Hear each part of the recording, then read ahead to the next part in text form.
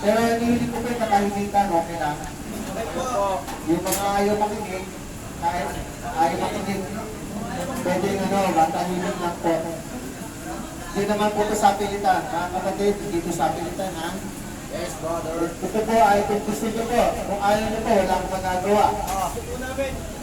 Kaya lang, pagka kinakaligtasan, hindi masusunod yung gusto natin. Ang lugar ko masusunod. Okay, sige po. Ako po pala si Pastor Sandy Bertetlon. Thesis ko po si Sally Bertetlon sa Jesus Said Ministry Church Active 1 sa Mateo Rizal. Okay. So last week, kung maalala ninyo, ang study natin ay aklat ng Mateo chapter 7 beginning verse 24. Kung maalala ninyo, last week,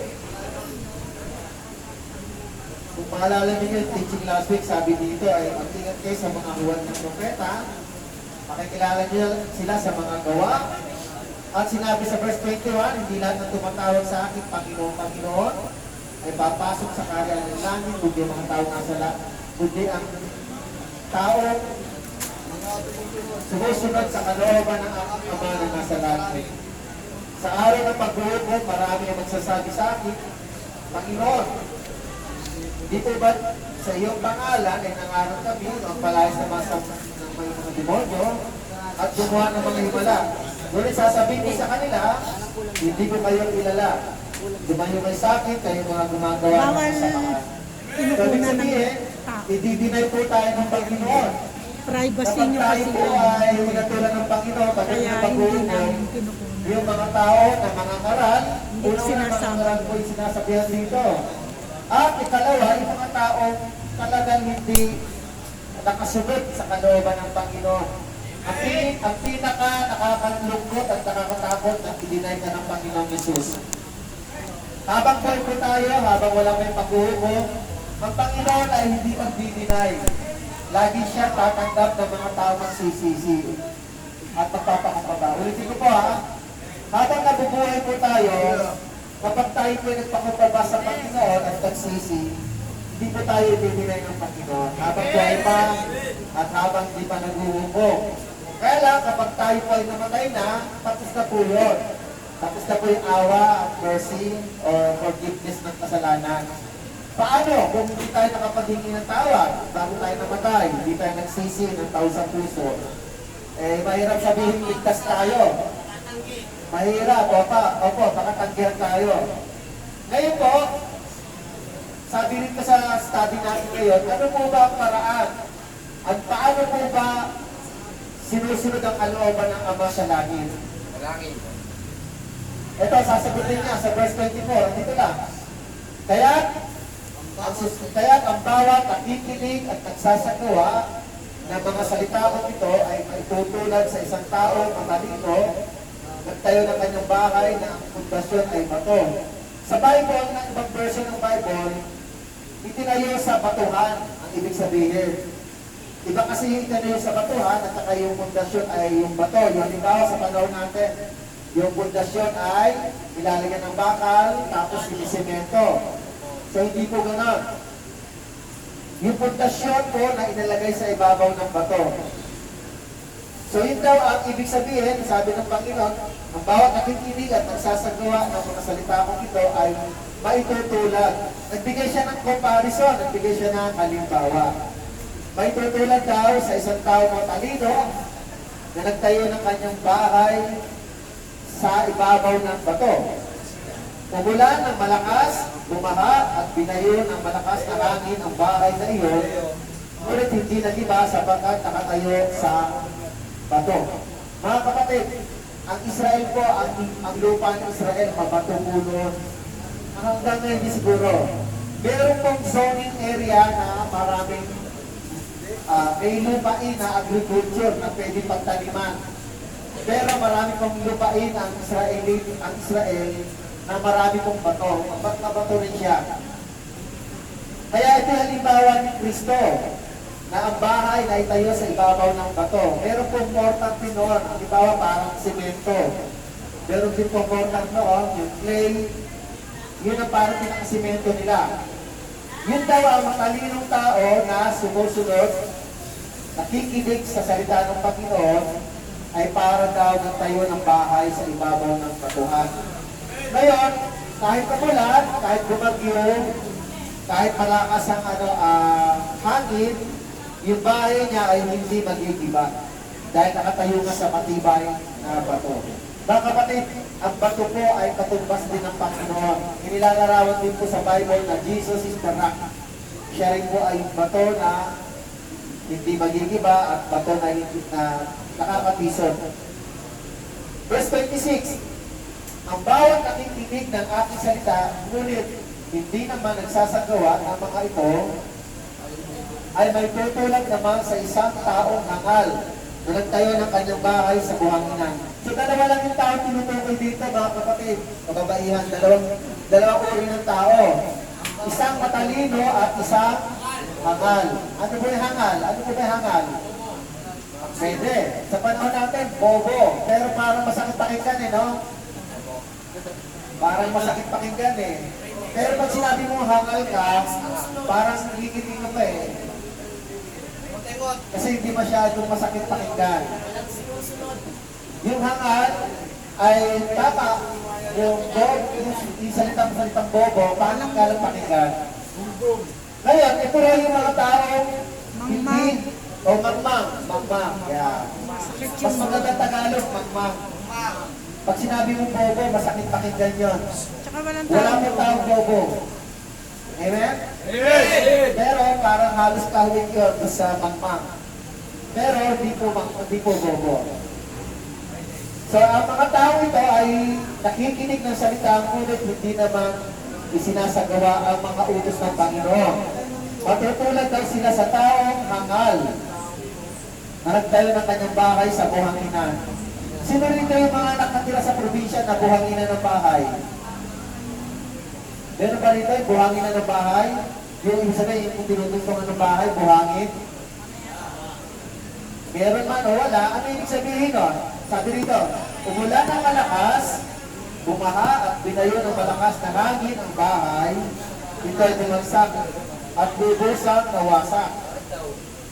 Tapos, natin.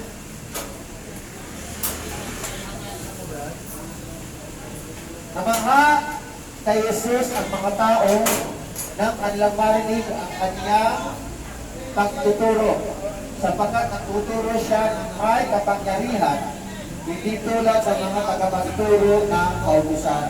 Okay. Ang mga tagapagturo ng kautusan ay yung mga Pariseo at yung iba maaaring iskriba. Pero ang mga Pariseo po kilalang rabay. Hello. Okay lang ba kayo dyan? Parang mayroong artista yung nagtitingin na ninyo. Wala naman. Ako pa lang, request ko lang, makinig po tayo Para sa inyo to. Para sa ating lahat, pero higit sa lahat, para sa inyo. Okay. So si Kristo po ay nagtuturo ng kautusan na higit na makapangyarihan kaysa mga tagapagturo ng kautusan noon. Okay. Sige po. Anong klaseng turo ang ginagawa ni Kristo? Nagbibigay siya ng halimbawa, iniaambit niya yung dalawang tao na nagtayo ng bahay sa buhanginan at nagtayo ng bahay sa pabuhan. Ang sabi ng Panginoon, ang nakikinig daw ng salita at isinasabuhay, yung bang matalinong tao na nagtayo ng bahay sa batuhan. At ano, kayo po ba ay matatalino? Sigurado kayo? Light lang. Light lang. O may sinisigaw, hindi po, may umamit. Light lang. Light lang. Konti po, konti. Okay lang. Pero hindi kayo hangal. Hindi kayo hangal. Hindi. Sakto lang. Sakto lang din. Okay, sige. Kayo nagsabi niyan hindi ako Okay. Sa mga kapatid, ano ibig sabihin nito? Bakit sa study natin last Thursday? Dalawa po yung sinasabi ni Kristo. Dalawa yung Panginoon na tumatawag, Panginoon. Yung isang Panginoon, yung mga, sabi ni Jesus, ang mga papasok lang sa karya ng langit, yung mga nakinig ng salita at sumunod sa kalooban ng Ama sa langit. Yung hindi papasok, yung mga mayroong gifted. Mayroong gifted. Sa pangalan daw ni Kristo, nagpapalayas ng masamang spirito. Sa pangalan ni Jesus, nagpapalayas, nagpapagaling. Sa pangalan ni Jesus, nangangaral. Pero sabi ng Panginoon, lumayo kayo sa akin, kayo mga gumagawa ng kasamaan. Hindi ko kayo kilala. Ano ibig sabihin nun? Dininay. Pero nagbigay na example si Jesus. Nagbigay na example si Jesus, pareho sa mga taong matalino at sa taong angal. Mga kapatid, maaari hindi tayo literal na makakapagtayo ng bahay. Hindi lahat ay may kakayaman tayo ng bahay. Amen? Amen! Example lang naman yun. Ang sabi lang ni Kristo, ang sino mang nakikinig ng salita ng Diyos at sinusunod ito, para lang siya nagtayo ng bahay sa batuhan, dumating ang bagyo, ang hangin, at dumating ang kung meron mang baha, ay hindi magigiba ang bahay. Ibig sabihin, kapag ang ating pundasyon sa ating isipan at puso natin ay salita ng Panginoon, may dumating man pagsubok, bagyo ng pagproblema, hangin, o anumang ulan ang mga pagsubok, hindi kayo magigiba. Amen? Amen! Nakukuha niyo pang sample? Bisan sinasabi natin, no, binabagyo ng problema. Binabagyo tayo ng pagsubok. Pero huwag tayong bibigay. Bakit? Dahil ang ating pag-iisip, ang ating puso ay nakatayo sa batuhan. Ibig sabihin, nakatayo sa salita ng Panginoon. Amen! Ang salita ng Panginoon, narito lang mga kapatid. Ang salita ng Panginoon. Kaya kung may Bible kayo dyan, maghirap po kayo, mag-Bible study kayo, magkaroon kayo ng grouping, every morning, bago matulog. Magkaroon kayo ng prayer time, magkaroon kayo ng devotion. Tandaan po natin, kapag ang salita ng Panginoon ay isinasabuhay po ninyo, kahit may pagsubok ang buhay ninyo, may pagsubok kayo, nandito kayo sa loob, may pagsubok kayo, yung pamilya ninyo nasa labas, naiinip sa inyo, walang hanap buhay. Minsan, mabigat ang problema, pero kung kayo ay nakatimpid sa salita ng Panginoon, hindi kayo mag-iiba, hindi kayo bibigay. Amen? Amen! Tandaan niyo po, hindi po ako nagsabi nito si Jesus. Ngayon, kung halimbawa, wala kayong alam sa salita ng Panginoon, hindi kayo nakatindig, hindi kayo nakakakilala sa talaga sa mga salita niya, pag may problema, konti problema, para kayo magtayo ng bahay sa buhangin na pwede kagad kayo bumigay, pwede kagad kayo magkaroon ng stress, pwede kayo magkasakit.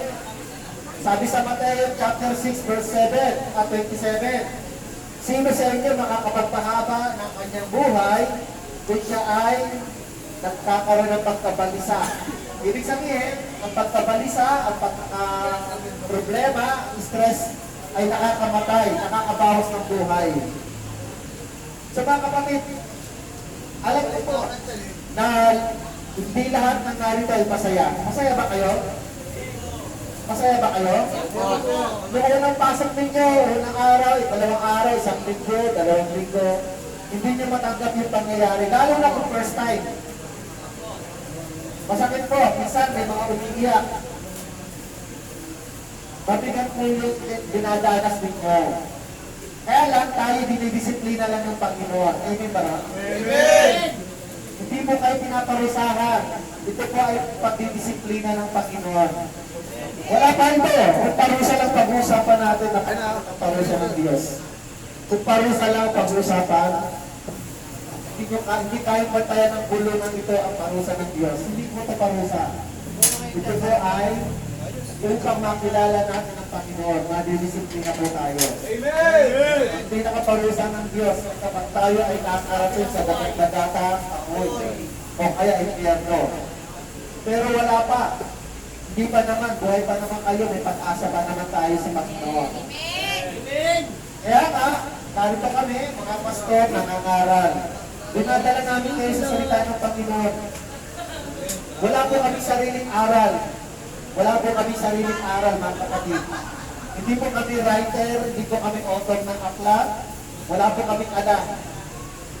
Pinasasabi lang sa amin ang mga bagay na ito dahil kami ay napapatutusan lang ng Panginoon ay pangalan ng kanyang salita.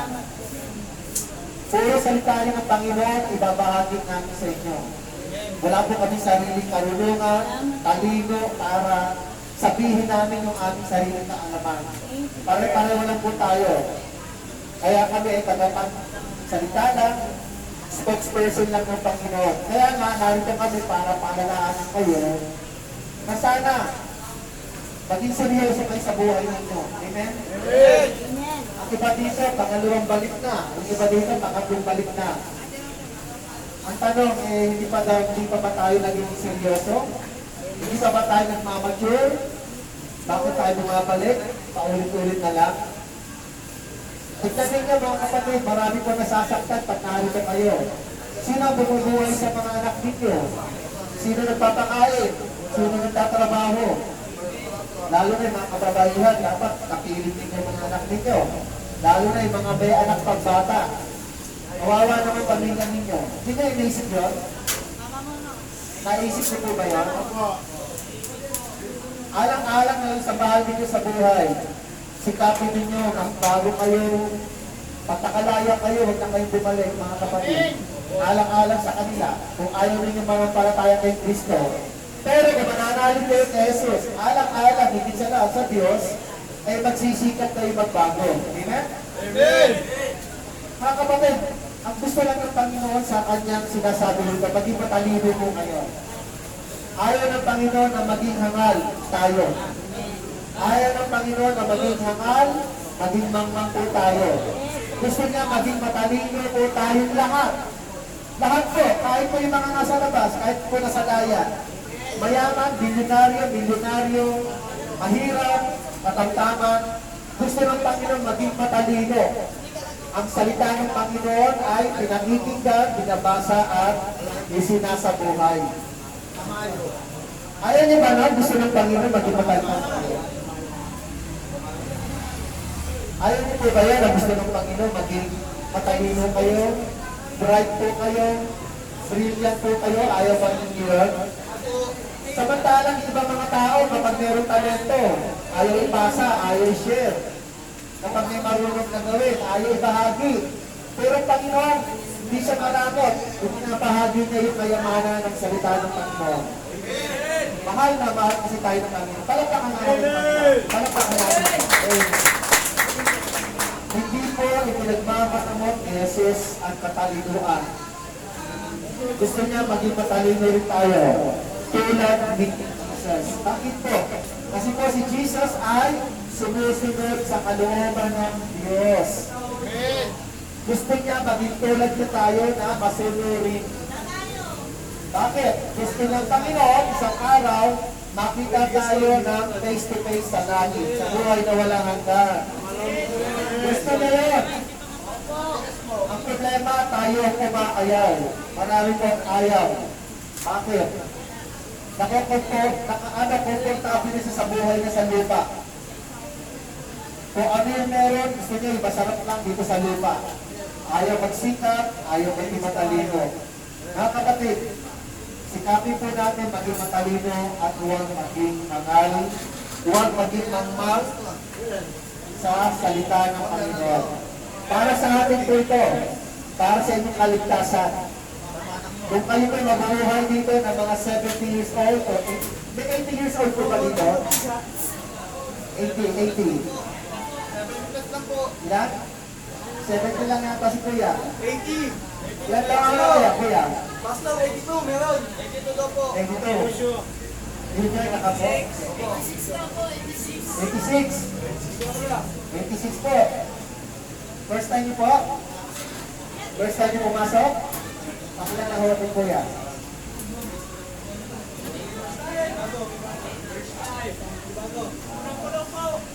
Okay, so next time ko na tanongin yung kaso ha. Anyway, hindi naman ako concerned sa kaso nyo. Concerned ako sa inyong kalagayan para kayo ay makadinig ng salita. Amen! Dahil ang kaso natin, ang kaso ninyo, malaki man o maliit, lahat po tayo nagkakasala. Isa lang ang tawag ko, kasalanan pa rin. Amen!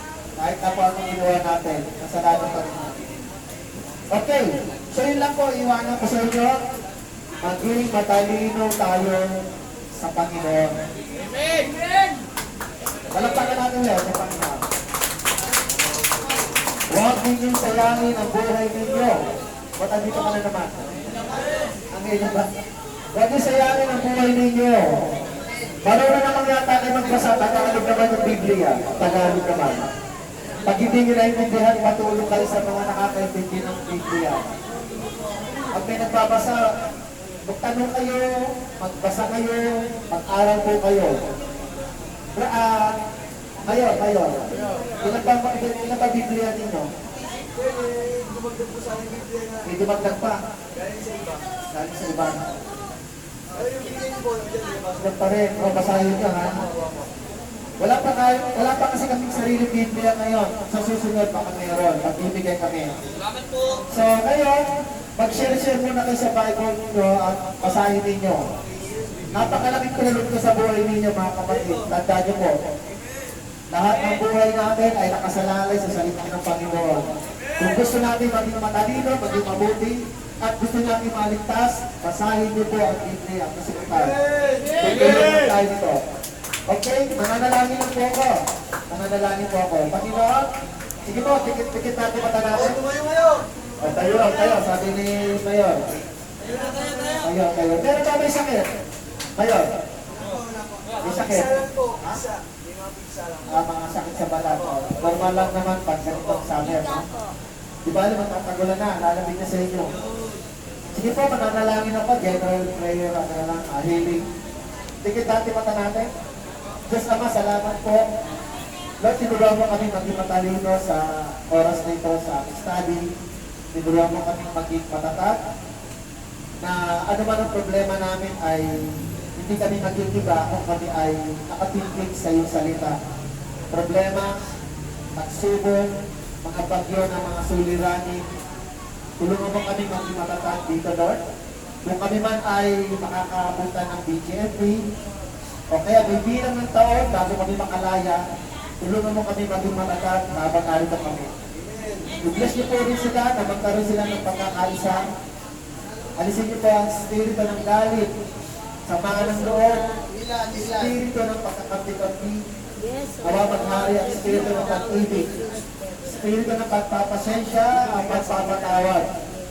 Maghari po ang spirito ng pag-ibig magkakapatid bilang isang magkakapatid sa Panginoon. Dalahin ko po ang pagkakaisa, tulungan, bigayan ang pagkain kapag may mga dalaw, at sa mga walang dalaw ay dalangin namin ang makarating yung balita sa kanyang mahal sa buhay at sila po yung dalawin. Dalangin din po namin ang mga kalalakihan, ang kailang mga asawa, mga anak, mga magulang ng kapatid, na sila po ay gabayan po ninyo abang sila po ay narito. Dalangin din namin ang mga pag-aaral ng mga anak nila. Kalusugan po. Ingatan niyo po sila habang ang mga magulang nila ay narito. Ganon din po sa kababaihan na dapat po ay kasama at kapili ng mga anak. Ngunit sa oras na ito, dalangin namin sila.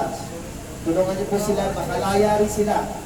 Kabayan niyo rin po ang mga pamilya nila, ang anak nila. Mga magulang, asawa at kapatid sa Panginoon. Dalangin ko po ang mga attorney na humahawak ng kaso nila. Mga public attorney's office.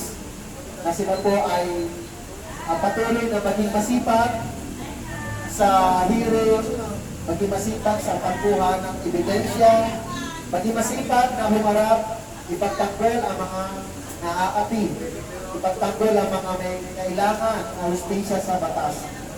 O Diyos Ama, dalangin ko po na tunay na hustisya ay mangyari sa bawat isa. Na sino man magkakaroon ng kalayaan ay huwag na silang bumalik. Na sila ay magkaroon ng tunay na kapayapaan at tunay na pagbabagong buhay sa labas. At magkaroon ng hanap buhay na marangal para papakain sa kanilang mga pamilya. Maraming kayo salamat. Itinataas po natin ang lahat. In the name of Jesus, everybody say Amen. Amen! Okay, salamat po.